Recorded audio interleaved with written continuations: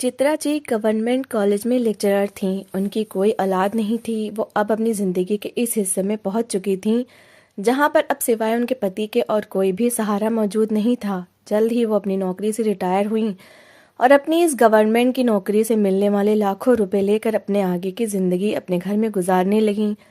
चित्रा जी बड़ी सादा और नर्म स्वभाव की मालिक थीं, जबकि वहीं दूसरी तरफ उनके पति भी बड़े अच्छे स्वभाव के थे। आज तक दोनों में किसी बात पर लड़ाई नहीं हुई थी। एक दूसरे को बड़े ही इज्जत से पुकारा करते। औलाद ना होने की कमी उन्हें अपनी जिंदगी के इस हिस्से में आकर महसूस हुई थी। एक दिन चित्रा जी अपने पति से कहने लगी कि क्यों ना हम कोई बच्चा अडॉप्ट कर लें। पहले तो नौकरी में बिजी रहे तो पता ना चला, वहां पर पढ़ाने वाले बच्चों को अपना बच्चा ही समझकर उन पर ध्यान देती, मेहनत करती। मगर अब घर में अकेली रहती हूँ तो यह घर मुझे काटने को दौड़ता है। बार बार पास्ट को याद करती हूँ तो एक टीस सी उठती है कि काश मैं वो गलती ना करती तो आज मेरी भी कोई औलाद होती। यूं इस उम्र में मैं बच्चे के लिए तरस ना रही होती, बल्कि अब तक तो भगवान हमें पोते पोतियों की खुशी भी दिखा दे चुका होता। हमारी जिंदगी बड़ी खुशी से गुजर रही होती। चित्रा जी ने जब अपने पति वीरेंद्र सिंह से ये बात की तो वो गहरी सांस लेकर रह गए। मुस्कुराकर अपनी पत्नी को देखने के बाद कहने लगे कि तुम्हें यकीन है कि तुमने जो कुछ सोचा है वैसा ही होता। आज से कई साल पहले जब चित्रा जी और वीरेंद्र सिंह की शादी को 1 साल हुआ था तो चित्रा जी प्रेग्नेंट हुई थीं। कुछ महीने बाद उन्हें खबर मिली कि वो एक बेटे को जन्म देने वाली हैं। एक दिन उनकी तबीयत खराब थी, मगर इसके बाद भी वो कॉलेज पढ़ाने के लिए निकल गईं। रास्ते में उनका एक्सीडेंट हो गया। वीरेंद्र जी ने उन्हें उस दिन छुट्टी करने को कहा था, मगर उन्होंने कॉलेज जाने को ही अहमियत दी और फिर उनके साथ ये हादसा हो गया।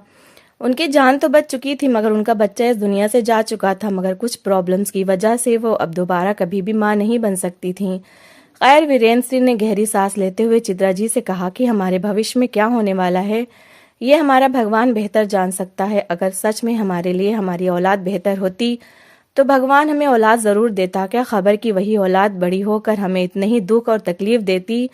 तभी भगवान ने हमें औलाद ही ना दी। ये बात सुनकर चित्रा जी चुप हो चुकी थीं। जिंदगी के कुछ साल ही वो वीरेंद्र जी के साथ गुजार पाई थीं कि जब एक दिन वीरेंद्र जी के दिमाग पर लकवे का अटैक आया। चित्रा जी अकेली थीं। आधी रात को पति की बिगड़ती हुई हालत देखकर वो परेशान हो गईं। रोने लगी, चीखने लगी, चिल्लाने लगी। कुछ समझ में नहीं आया कि रात के इस वक्त वो किसको आवाज दें, किसको बुलाएं, कौन आकर उनकी इस वक्त मदद करे। यही वक्त था जब उन्हें अपनी औलाद की कमी शिद्दत से महसूस हुई थी। उन्होंने कपकपाते हुए हाथों से एम्बुलेंस को कॉल की। एम्बुलेंस जब तक आई और वीरेंद्र जी को अस्पताल पहुंचाया गया तब तक बहुत देर हो चुकी थी। वीरेंद्र जी मर चुके थे। यह खबर किसी पहाड़ की तरह चित्रा जी पर गिरी थी। वो दुनिया में पूरी तरह से अकेली रह गई थी। वो सेल्फ सफिशिएंट औरत थी, मगर यूं इस उम्र में उनके पति का इस तरह छोड़ जाना उनके लिए काफी तकलीफ दे था। कुछ दिनों तक तो पड़ोसी और दूर दराज के रिश्तेदार उन्हें उनके यहाँ आकर उन्हें सबर का कहते रहे। कुछ रिश्तेदारों ने तो ये भी कहा कि चित्रा जी आप हमारे साथ हमारे घर रह लें, मगर चित्रा जी ने मना कर दिया। उनके पास अपना घर था, अपनी पेंशन थी, बैंक बैलेंस था, पति की जायदाद थी। ये सब कुछ उनके लिए काफी था। उन्होंने जाने से मना कर दिया। कहने लगी कि मैं अपनी जिम्मेदारी खुद उठा लूंगी। धीरे धीरे एक बार फिर सब अपनी अपनी जिंदगी में बिजी हो चुके थे, जबकि चित्रा जी अपने घर में अकेली रह गई थी। सारा सारा दिन घर में बैठ बैठकर घर उनको काटने को दौड़ता। धीरे धीरे उन्होंने खुद को संभाला। उन्होंने सोचा कि भले दौलत की कमी नहीं, मगर घर बैठकर वो खुद को डिप्रेशन का शिकार नहीं करना चाहती। अगले दिन चित्रा जी ने सोचा कि वो घर के पास ही मौजूद एक प्राइवेट स्कूल में बच्चों को पढ़ाना शुरू कर देंगी, ताकि कम से कम बच्चों को देखकर उनका दिल ही बहला रहे। अगले दिन उन्होंने ये सोचा, मगर जब उन्होंने चित्रा जी की योग्यता देखी तो कहने लगे कि आप हमारे प्राइमरी स्कूल में नहीं बल्कि हमारी दूसरी ब्रांच में पढ़ाएं। आपके पास जितनी विद्या है हमारे बच्चों को इसकी बहुत जरूरत है। चित्रा जी को भी आपत्ति ना थी। वो स्कूल यहाँ से कुछ दूरी पर था, मगर उनके पास अपनी गाड़ी थी, वो खुद ड्राइव कर सकती थी। इसलिए रोजाना का 50 मिनट का सफर तय करके वो स्कूल में आने जाने लगी। धीरे धीरे बच्चों के साथ रहते हुए उनका दिल भी बहलने लगा। मगर जब एक दिन जुलाई की तपती दोपहर में वो बच्चों को पढ़ाकर वापस घर की तरफ आ रही थीं कि उनकी गाड़ी का टायर पंक्चर हो गया। उन्होंने एक झटके से गाड़ी को रोका था। जब गाड़ी से उतरकर देखा तो टायर की हवा बिल्कुल ही निकल चुकी थी। आसपास नजर दौड़ाई तो ये एक वीरान सा इलाका था। आसपास रेतीली जमीन थी, दूर दूर चट्टान थी और मिट्टी के टीले बने हुए थे। इस जुलाई की झुलसा देने वाली गर्मी में तो कोई सायादार पेड़ भी नहीं था। पेड़ के पत्ते तक झुलसकर पीले पड़ चुके थे। यहाँ तक वो किसी को मदद के लिए भी नहीं पुकार सकती थीं। चित्रा जी तो परेशान होकर रह गईं। आसपास नजर दौड़ाई तो अनगिनत गाड़ियां और मोटरसाइकिल सवार जा रहे थे। चित्रा जी ने उन्हीं से मदद लेने का सोचा। अपनी गाड़ी को वो एक तरफ सड़क के किनारे खड़ी कर चुकी थी। फिर हाथ के इशारे से लोगों को रोकने लगी, मगर हर कोई बड़ी स्पीड से उनको अनदेखा करते हुए वहां से गुजर जाता। कोई भी चित्रा जी की तरफ ध्यान नहीं दे रहा था। सभी अपने अपने कामों में और अपनी अपनी मंजिल पर पहुंचने में बिजी थे। ये देखकर चित्रा जी काफी परेशान हो गई थी। कभी गाड़ी में आकर बैठती, कभी फिर गाड़ी से बाहर निकल आती, क्योंकि ये तपती हुई धूप तो उनके दिमाग पर असर कर रही थी। ऊपर से उनकी उम्र भी काफी ज्यादा थी। आखिर वो इतनी तेज धूप और गर्मी बर्दाश्त भी नहीं कर सकती थीं। काफी नाजुक मिजाज थीं। यहाँ पर उन्हें खड़े हुए 2 घंटे बीत चुके थे, मगर कोई भी उनके लिए नहीं रुका था। धूप थी कि जान लेने को थी। जब आखिरी बार फिर कोशिश करते हुए हांफती हुई चित्रा जी गाड़ी से उतरी और हाथ के इशारे से गाड़ी रोकने लगी, तभी वहां पर दूर से एक टैक्सी आती हुई दिखाई दी। टैक्सी काफी पुरानी थी। बोनट पर जंग लगा हुआ था और टूटा हुआ फ्रंट शीशा देखकर कोई भी अंदाजा लगा सकता था कि यह टैक्सी काफी पुरानी है।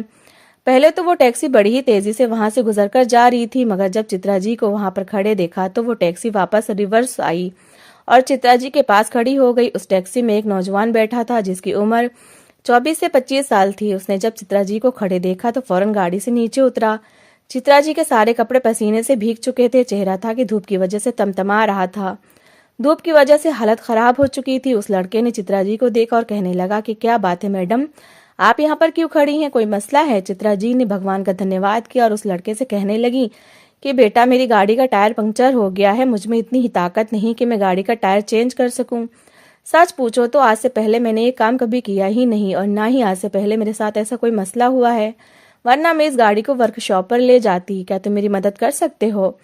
ये सुनकर वो लड़का मुस्कुराया और कहने लगा कि आप चिंता मत करें मैडम, मेरी गाड़ी में बैठ जाएं। पानी भी वहां पर पड़ा है, चिंता मत कीजिएगा, वो झूठा नहीं है। आप पानी पिए, साय में बैठे, मैं तब तक आपकी गाड़ी का टायर चेंज कर देता हूँ। चित्रा जी ने उस लड़के की बात सुनी तो उसकी गाड़ी में बैठ गई। गाड़ी में ठंडे पानी की बोतल मौजूद थी। जरूर ये लड़का अपने घर से ही लाया था। ठंडा पानी पीकर तो जैसे एक पल को चित्रा जी को सुकून सा मिला था। पानी पीकर जिस्म में जैसे जान सी आ चुकी थी। उन्होंने एक नजर सामने लड़के पर डाली जो इतनी तेज धूप में सड़क के किनारे उनकी गाड़ी का टायर लगा रहा था। वहां पर और भी तो लोग थे, मगर सिर्फ यही था जो उनके लिए रुका था और उनकी मुसीबत को समझ पाया था। कुछ सोचते हुए चित्रा जी ने अपने पर्स में देखा तो उस वक्त उनके पास 20,000 मौजूद थे। चित्रा जी ने कुछ सोचा और फिर कहने लगी, क्यों ना इनमें से मैं 10,000 बतौर इनाम इस लड़के को दे दूं। देखने में तो वो काफी गरीब मालूम होता है। उसके कपड़े और हुलिये से साफ दिखाई दे रहा था कि वो एक गरीब घराने से संबंध रखता है। क्यों ना ये मदद कर दी जाए और इनाम के तौर पर उसे दे दिया जाए। चित्रा जी सोचने लगी। उन्होंने 10,000 अलग करके रख दी और फिर जैसे ही वो लड़का गाड़ी का टायर चेंज करके आया तो चित्रा जी उसकी गाड़ी से उतरी। लड़का कहने लगा कि मैडम, आपकी गाड़ी का टायर चेंज हो गया है, आप बेफिक्र होकर अपनी मंजिल पर जाएं। सुनकर चित्रा जी ने उसका धन्यवाद किया और फिर अपने पास मौजूद 10,000 रुपए उसकी तरफ बढ़ाए। वो पैसे देखकर एक पल को एक लड़का हैरान हुआ था। कहने लगा कि ये पैसे किस लिए? चित्रा जी कहने लगी, यहाँ पर इतने लोग गुजरे, मगर एक तुम थे जिसने मेरी इतनी मदद की, इसलिए ये मेरी तरफ से तुम्हारे लिए छोटा सा इनाम है। वो लड़का मुस्कुराया और कहने लगा कि नहीं, आपने मेरे बारे में इतना सोचा वही काफी है। मैं आपसे पैसे नहीं ले सकता। दरअसल मेरी जिंदगी का एक मकसद है। मैं बस लोगों की मदद करना चाहता हूँ, वो भी बगैर किसी लालच और मकसद के। और आप वो पहली नहीं है जिसकी मैंने यूं मदद की है। यकीन मानिए, उन्होंने भी ऐसे ही मेरी तरफ पैसे बढ़ाए थे। मगर मैं किसी से भी अपने इस पुण्य का बदला नहीं लेता, बल्कि मैं इसका बदला अपने भगवान से चाहता हूँ। इतना कहकर वो लड़का वहां से चला गया। चित्रा जी तो प्रभावित हुए बगैर न रह सकी। इतने अच्छे आचरण वाला इंसान उन्होंने अपनी जिंदगी में आज से पहले नहीं देखा था। वो गहरी सांस लेकर रह गईं कि जरूर इस लड़के की परवरिश करने वाली माँ बड़ी ही नेक और बड़े दिल वाली होगी। चित्रा जी दिल ही दिल में उसे दुआएं देने लगी और फिर अपनी गाड़ी में बैठकर अपने घर चली आईं। वो घर में आकर आराम करने के लिए कमरे में लेट चुकी थी, मगर बार बार उस लड़के के ही शब्द उनके दिमाग में गूंज रहे थे, जो उनसे कह रहा था कि मैं बगैर लालच के लोगों की मदद करता हूँ और इसका बदला अपने भगवान से चाहता हूँ। ये सुनकर चित्रा जी के चेहरे पर मुस्कुराहट छाई थी। उनका दिल भी चाहा कि वो भी ऐसे ही पुण्य करे। अरे, इस लड़के ने तो उनसे वो पैसे भी नहीं लिए, यहाँ तक कि चित्रा जी उसे जबरदस्ती देना चाहती थी, मगर उसने लेने से ही मना कर दिया और वहां से चला गया। ये सोचकर चित्रा जी मुस्कुराई थी। अगले दिन जब वो स्कूल में पढ़ा रही थी तो बच्चों को पढ़ाते हुए अचानक स्टाफ रूम से शोर की आवाज़ आने लगी। स्कूल की वाइस प्रिंसिपल किसी बात पर झगड़ रही थी। चित्रा जी के पढ़ाने में डिस्टर्ब हुआ तो वो कुछ सोचते हुए क्लासरूम से बाहर निकली। जब उन्होंने स्टाफ रूम की तरफ देखा तो वाइस प्रिंसिपल गुस्से से अपने सामने खड़ी लड़की को डांट रही थी। कुछ सोचते हुए चित्रा जी चलते चलते उनके पास आ गई और कहने लगी, मैडम क्या बात है, क्या हो रहा है। स्कूल की वाइस प्रिंसिपल बहुत गुस्से से कहने लगी कि देखिए ना मिस चित्रा, ये लड़की पिछले 3-4 दिनों से लगातार यहाँ पर मेरा दिमाग खराब करने के लिए आ रही है और इतने अच्छे तरीके से मैं इसको समझा चुकी हूँ कि हमें किसी भी तरह के वर्कर की ज़रूरत नहीं है। हमारे स्कूल में पहले ही वर्कर्स बहुत मौजूद हैं, मगर ये बार बार जिद कर रही है कि मुझे ज़रूरत है काम की, मुझे काम चाहिए।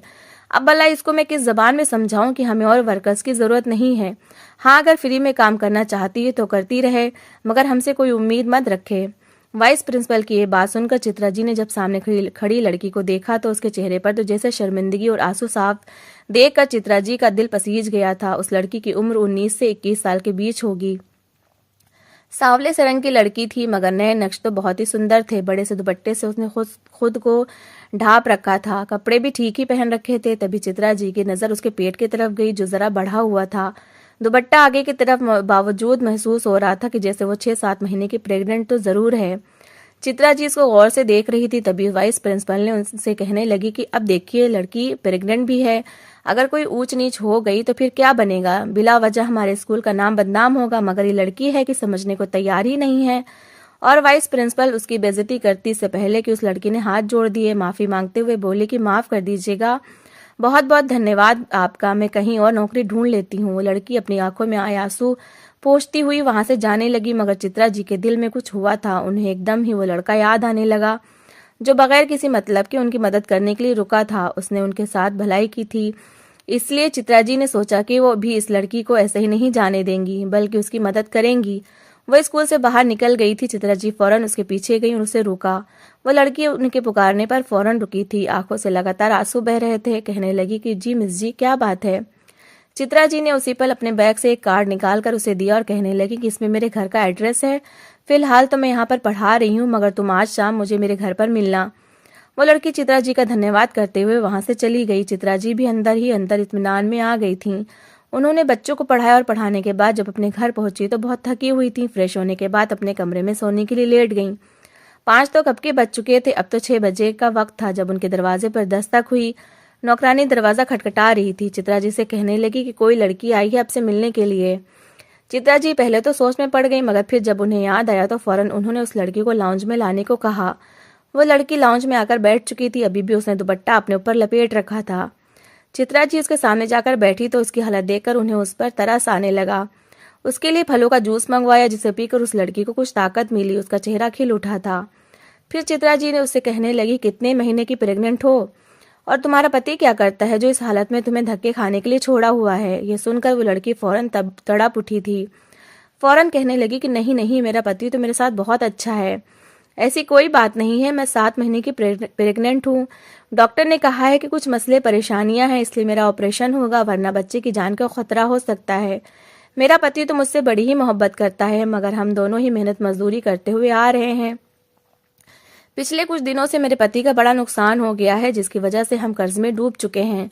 अब पति जो भी कमाता है उसे वो उधार उतारते हैं, जो कि और 2-3 महीने का रह गया है, और बाकी मैं जहां नौकरी करती थी उन पैसों से अपने ऑपरेशन के लिए पैसे जमा कर रही थी।